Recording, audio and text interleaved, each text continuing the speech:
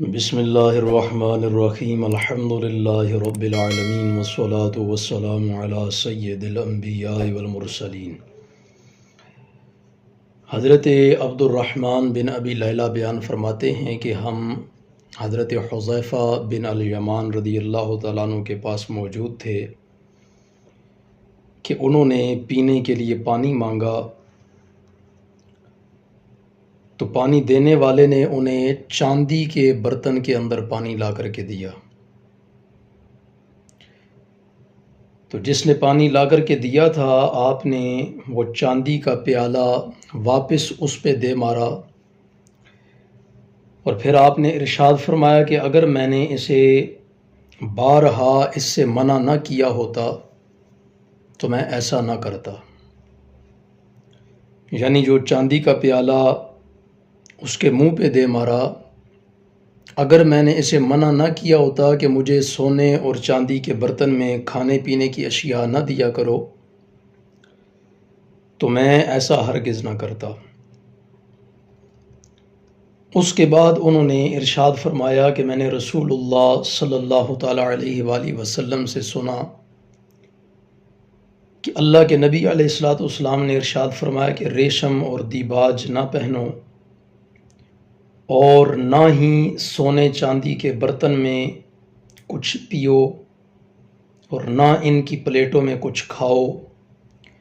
کیونکہ یہ چیزیں کفار کے لیے دنیا میں ہیں اور ہمارے لیے آخرت میں۔ اس حدیث مبارکہ میں جو کہ امام بخاری رحمۃ اللہ تعالیٰ علیہ کتاب الاطعمہ میں لے کر کے آئے، یہ بات بتائی جا رہی ہے کہ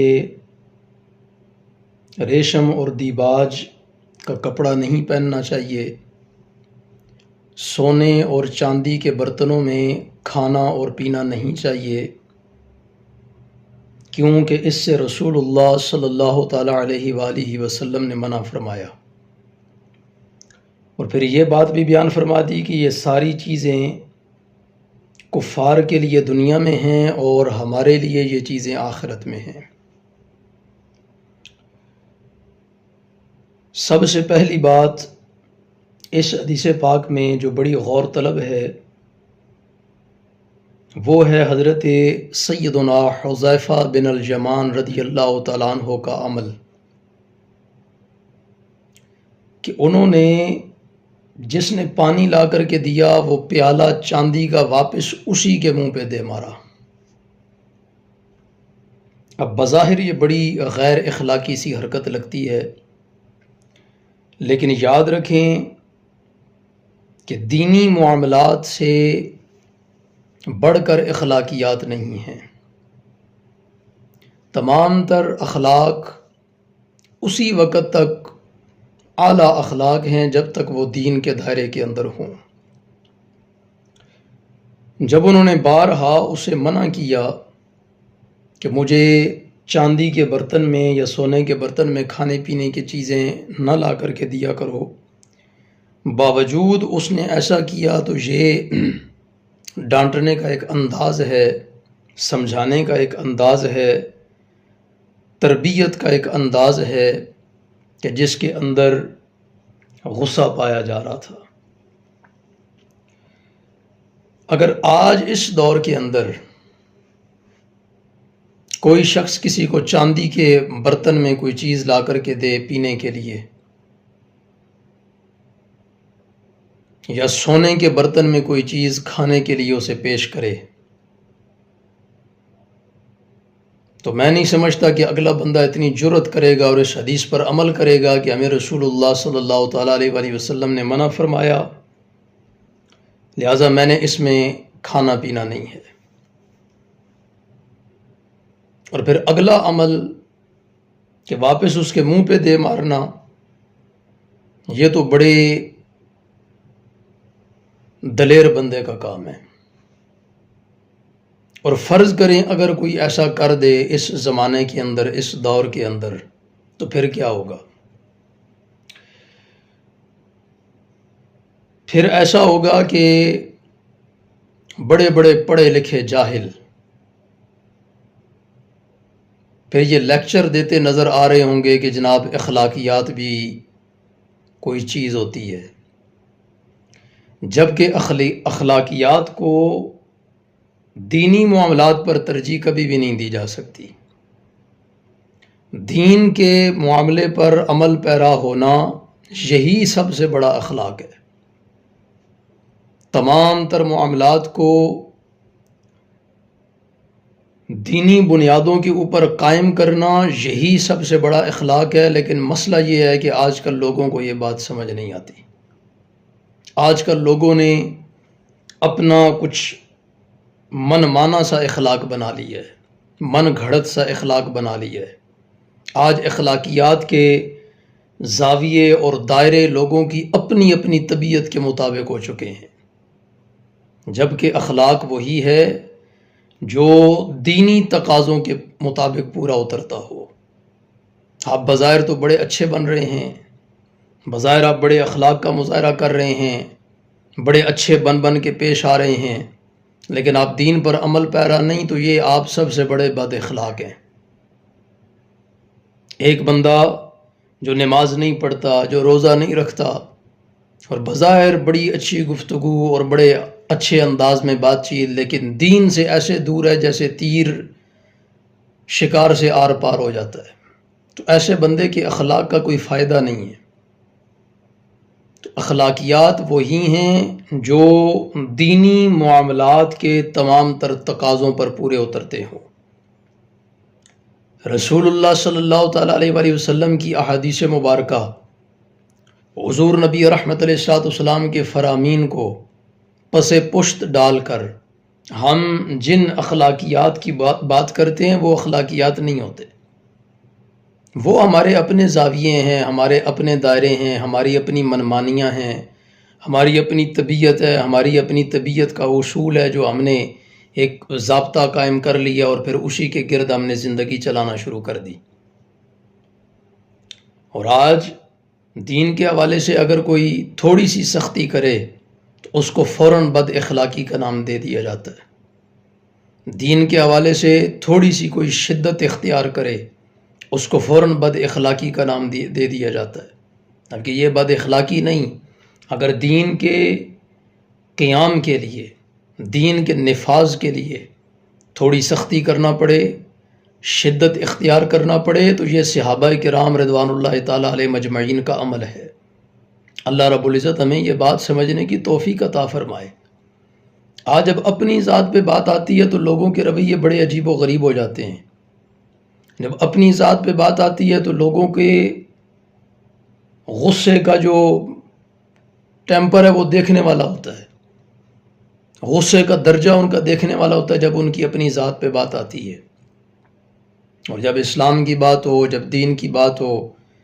جب اللہ، رسول، قرآن، شریعت کی بات ہو، تو پھر اس وقت ان لوگوں کی شکلیں دیکھنے والی ہوتی ہیں۔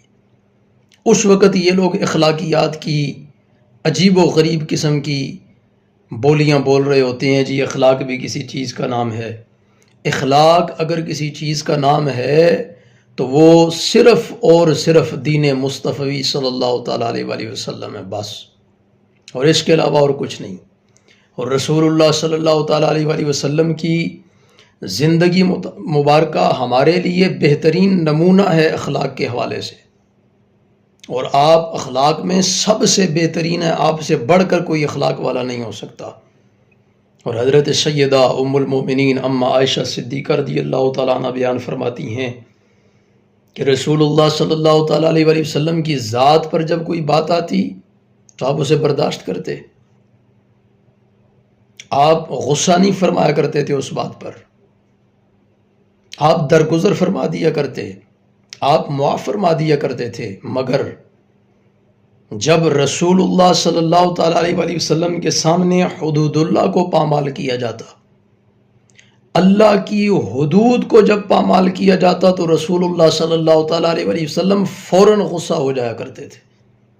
اور اس قدر غصہ فرماتے تھے کہ آپ کے چہرہ انور پر سرخی کے آثار نمایاں ہو جایا کرتے۔ تو آج دین کے معاملے میں تو ہمارے کبھی چہرے نہیں بدلے، چہروں کا رنگ تک نہیں بدلا، کوئی تغیر نہیں پیدا ہوا کبھی رنگت کے اندر، کبھی ماتھے پہ شکن تک نہیں پڑی، قرآن حدیث کی دھجیاں اڑا رہے ہوتے ہیں لوگ بیٹھ کے ٹھٹا مذاق کر رہے ہوتے ہیں، اور اس میں نہ جانے کتنے دینی اصولوں کا وہ بیڑا غرق کر رہے ہوتے ہیں، لیکن کسی پہ مجال ہے کہ کسی کے ماتھے پہ کوئی شکن آئے، کسی کو برا لگے، کسی کی طبیعت بوجھل ہو؟ نہیں، ہرگز نہیں۔ ہاں، جب اپنی ذات پہ بات آئے گی، جب اپنی طبیعت کے خلاف کچھ ہوتا دکھائی دے گا، کچھ ہوتا نظر آئے گا، تو پھر ان صاحبان علم و حکمت جو ہیں نام نہاد، اس وقت پھر ان کی شکلیں دیکھنے والی ہوتی ہیں، اس وقت پھر ان کے لیکچر سننے والے ہوتے ہیں۔ اخلاقیات کے اوپر پھر یہ اتنی لمبی زبانیں کھولتے ہیں، جی اخلاقیات بھی کسی چیز کا نام ہے۔ اخلاقیات، میں پھر گزارش کر رہا ہوں کہ اخلاقیات بس اسی چیز کا نام ہے جو دینی تقاضوں کے عین مطابق ہو، دینی معاملات کے عین مطابق ہو، دینی اصولوں کے عین مطابق ہو۔ تو اللہ رب العزت ہمیں یہ ذوق اور یہ شوق عطا فرمائے، دین کے حوالے سے، دین کے نفاذ کے حوالے سے، دین پر عمل پیرا ہونے کے حوالے سے۔ اور اسے شدت نہیں کہا جاتا، اسے سختی نہیں کہا جاتا۔ یہ دین پر عمل کرنا، صحابہ کرام رضوان اللہ تعالیٰ علیہ مجمعین سے بڑھ کر کون دین پر عمل کرنے والا تھا؟ اللہ رب العزت ہمیں سمجھنے کی توفیق عطا فرمائے۔ اور اب آتے ہیں حدیث پاک کی طرف کہ رسول اللہ صلی اللہ تعالیٰ علیہ وآلہ وسلم نے فرمایا کہ ریشم اور دیباج نہ پہنو۔ اس کے بعد ارشاد فرمایا سونے اور چاندی کے برتن میں نہ کچھ پیو اور ان کی پلیٹوں میں نہ کچھ کھاؤ۔ اور بڑی خوبصورت بات بیان فرمائی، کیونکہ یہ ساری چیزیں، سونا، چاندی، ریشم،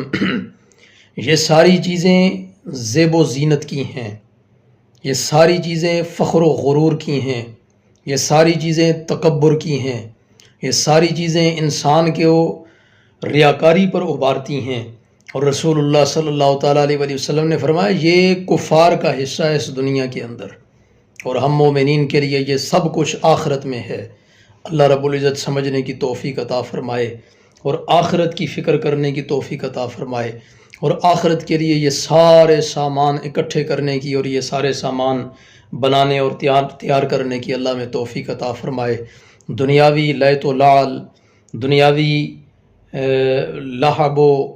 لہو و لعب اور ان ساری چیزوں سے اللہ رب العزت ہمیں محفوظ و معمور فرمائے،